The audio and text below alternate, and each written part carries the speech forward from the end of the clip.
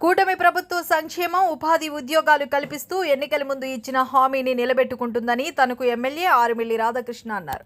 పశ్చిమ గోదావరి జిల్లా తనకు తెలుగుదేశం పార్టీ కార్యాలయంలో ఏర్పాటు చేసిన మీడియా సమావేశంలో ఎమ్మెల్యే రాధాకృష్ణ మాట్లాడుతూ నిరుద్యోగులకు కూటమి ప్రభుత్వం అండగా నిలుస్తూ ప్రతి ఏటా జాబ్ క్యాలెండర్ విడుదల చేయడం కేవలం కూటమి ప్రభుత్వానికే దక్కిందని తనకు ఎమ్మెల్యే ఆరుమిల్లి రాధాకృష్ణ అన్నారు.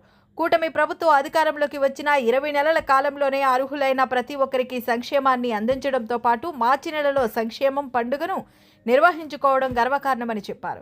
ఎన్నికల్లో ఇచ్చిన హామీ మేరకు యువతకు ఉద్యోగ అవకాశాలు కల్పించాలనే లక్ష్యంతో జాబ్ క్యాలెండర్ చంద్రబాబు నాయుడు ఉగాది రోజున ప్రకటించడం అభినందనీయమని అన్నారు.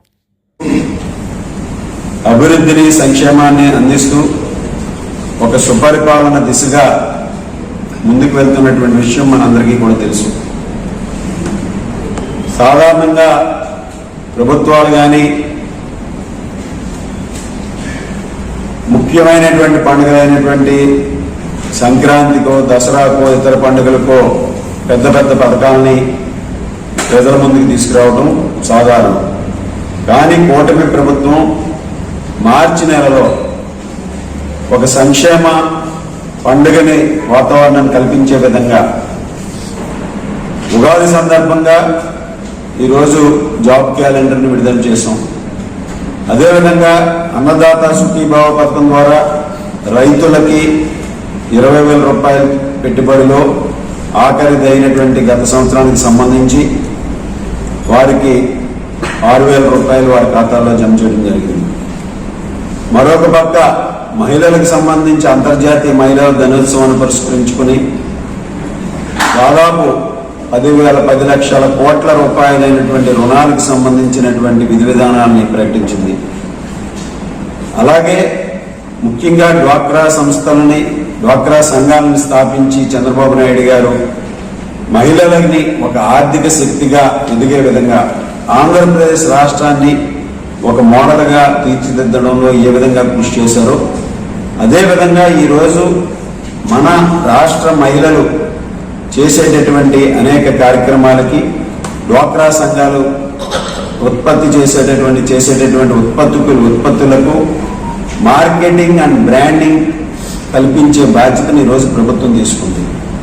దానికి సంబంధించి డ్వాక్రా ఉత్పత్తులన్నిటికీ కూడా స్వయం బ్రాండ్ని ఈరోజు పరిచయం చేసే విధంగా ఆ బ్రాండ్కి సంబంధించినటువంటి లోగోను కూడా విడుదల చేసినటువంటి ప్రభుత్వం ఈరోజు రాబోయే భవిష్యత్తులో ఎక్కడా కూడా దళారీ వ్యవస్థ లేకుండా స్వయం బ్రాండ్తో వారు చేసినటువంటి ఉత్పత్తులను మార్కెటింగ్ చేసే విధంగా మన రాష్ట్రంలో ఉన్నటువంటి మహిళలలో దాదాపు 5 లక్షల మంది పారిశ్రామికవేత్తలను తయారు చేయాలనే లక్ష్యంతో ప్రభుత్వం ముందుకు వెళ్తుంది.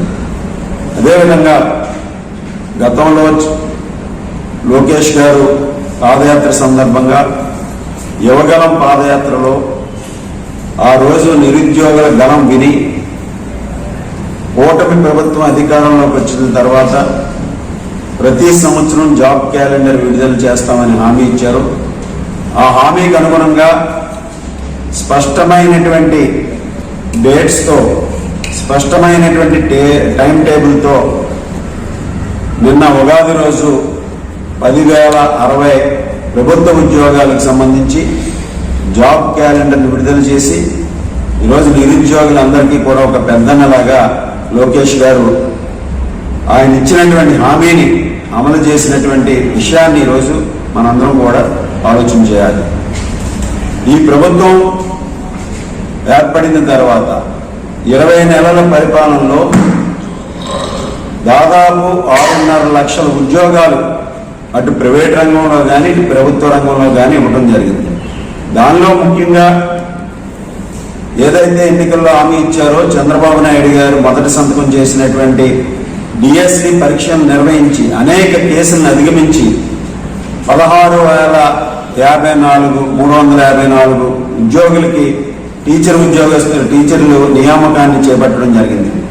అదేవిధంగా పోలీస్ కానిస్టేబుల్ నియామకం కానీ వివిధ ప్రభుత్వ ఉద్యోగులు కానీ రాబోయే 5 సంవత్సరాల్లో 20 లక్షల ఉద్యోగాలు కల్పిస్తామని ఏదైతే హామీ ఇచ్చామో దానిలో భాగంగా 20 నెలల్లోనే 6.5 లక్షల ఉద్యోగాలు ఈరోజు నియామకం చేసి రాబోయే 3 సంవత్సరాల్లోనూ కూడా మరొక 15-20 లక్షల ఉద్యోగాల వరకు కూడా చేసే విధంగా కూడా ఈరోజు ప్రణాళికలు రూపొందించుకుంటున్నాం.